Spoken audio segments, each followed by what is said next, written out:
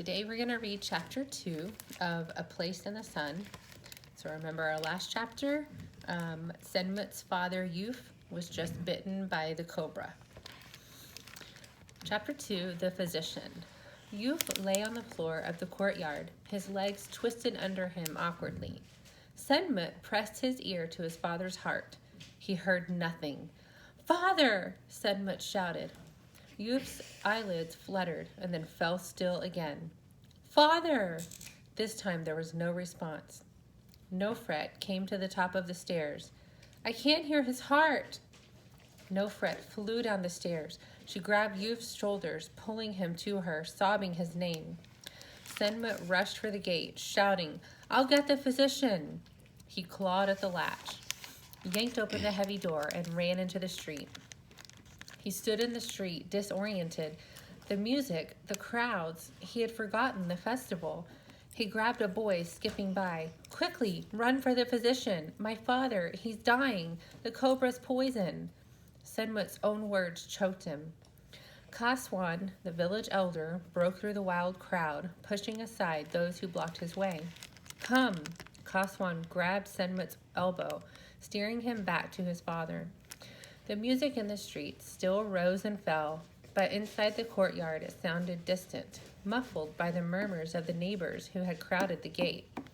Those who followed, only out of curiosity, glanced about uneasily, searching the corners and shadows for evil spirits. But those who knew Yuf or knew of his art mumbled prayers for the well-being of his Ka. Their prayers for his father's spirit only made Senmut more anxious. Could his Ka be preparing the way to the other world? Kaswan, Senmut, and Nofret knelt around Yuf, looking for signs of life. His breast rose and fell so slightly. Senmut couldn't tell if it was really moving at all. The physician hurried into the courtyard. He was out of breath from the run. He clutched to his heaving chest a medical bag woven of papyrus reed and a scroll of treatments. The crowd parted to make way for him. "O ghost, thou hidden one, concealer, trickster, dwelling in this man's flesh, get thee hence, escape!" The physician's voice grew louder. "O demon, destroyer of organs, I order thee to leave this man." The physician knelt to examine Yuf. He felt for a pulse. "His heart is weak and irregular." He looked around. "You and you and you," he said, pointing to the strongest in the crowd. "Lift him gently." The men carefully placed Yuf on his sleeping mat under the canopy on the roof, cradling his head in the headrest. The physician unpacked his medical bag. He lined up packets of dried herbs, magic charms, and vials of liquids in neat rows alongside Yuf. Yuf groaned. The physician raised a curved bone knife with one hand. His other hand cupped over Yuf's brow. He squeezed his eyes shut and prayed. Only his lips moved. At first, Senmut thought the physician meant to cut Yuf with a knife. He had heard of physicians who believed in bleeding the evil spirits out. Senmut searched the physician's face. Was there hope? Would his father die? The old man's expression gave away nothing. Senmut grabbed his father's hand. He held tight. He was afraid to let go. Afraid if he did, Yuf's Ka would drain away into the Egyptian sand. Senmut held tighter, leaned closer. His lips began to move in a prayer of his own. The physician scored the plaster around Yuf's sleeping mat with the knife carved with the eye of Horus. Then he looked up and spoke to Senmut for the first time, a barrier to protect him from evil spirits. Senmut looked at the small channel etched by the knife. How could such a scratch protect Yuf from evil? "He'll be all right, won't he? You can make it so, can't you?" He felt his mother tug at him. Too late, he realized what he'd done. What if the physician declared Yuf untreatable? Yuf would die without the physician's help, without spells, amulets, ointments. Why had he asked?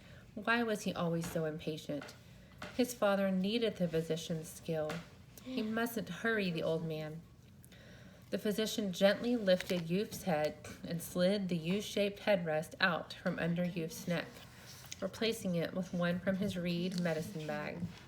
Are you paying attention? The base of the pedestal was carved, a serpent armed with a knife. Senmut closed his eyes and saw the cobra striking Yuf, striking again and again. What would become of his father? The physician said, "His heart speaks out. The voice falters. We shall have to wait and see if it grows strong or stumbles." The physician lifted the stopper from a large vessel. He poured the potion into a small cup he held at arm's length.